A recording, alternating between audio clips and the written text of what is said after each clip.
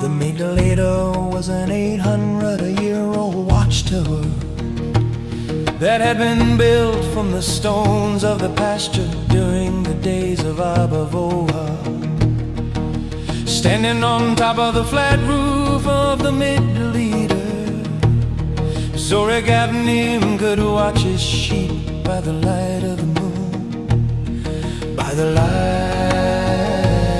of the moon, by the light of the moon. Beneath that flat roof was the room where the lambs were born. The lambs of the Mutilator were the lambs of the day of escape. The lambs of the Mutilator were the lambs of the day of escape.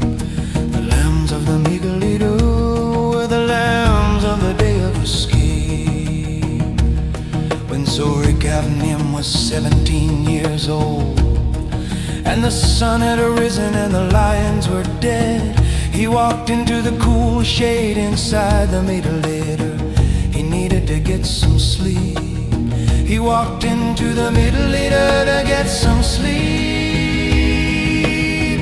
3 hours later, when the darkness of sleep was deep upon him, Zorik Avnim leaped to his feet, knowing that he must run to the Valley of Shadow, 15 miles away.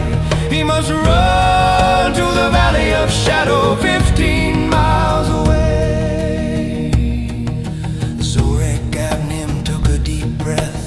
He lifted his chin and closed his eyes and asked the Maker to protect his lambs while he was away. 2 hours later, Zorik Avnim stood at the rim of the Valley of Shadow and saw the army of his people on the hillside below him. Across the valley was the army of their enemy. Across the valley was the army of their enemy. Across the valley was the army of their enemy. In the bottom of that valley stood a monster man, whose arms were longer and thicker than the whole body of Zorik Avnim. If Zorik were standing in front of him, his head would reach only to the bottom of the monster man's rib cage.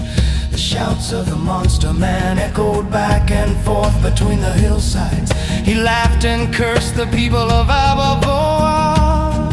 He screamed and said their Maker had dropped them into the dirt like a pig drops a pie, a smelly pie.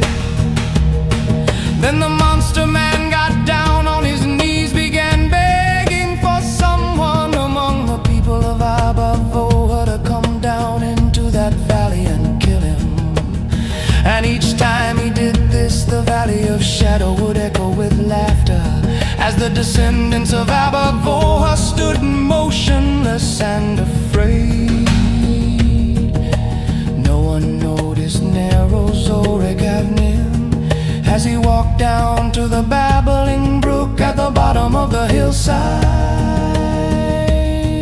He drank a little of the cold, clear water, then selected 5 smooth stones from the bottom of the brook. He selected 5 smooth stones from the brook. He selected 5 smooth stones from the brook. He removed his leather strap from the pouch on his belt and placed 4 smooth stones where the strap had been. He placed the 5th stone into the center crease of the long leather strap. Zorik Avnim began to swing the strap in a circle as he walked toward the monster man. The monster man saw a narrow boy walking toward him, swinging a leather strap above his head. A narrow boy swinging a leather strap. The monster man stood up to his full height and began to laugh. The whirling strap of Zorik Avnim began to sing into the air. monster man turned sideways so that he could look at his laughing army while he pointed at Zorik Avenue. The monster man turned sideways so that he could look at his laughing army while he pointed at Zorik Avenue.